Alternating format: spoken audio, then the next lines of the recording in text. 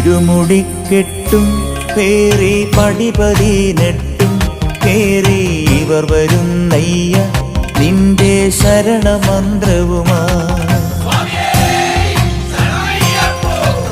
നട തുറന്നയ്യ ദർശന സുഹൃതമേകണമേ നിന്റെ മിഴി തുറന്നയ്യ കനിവിൻ അമൃതു ചൊരിയണമേ.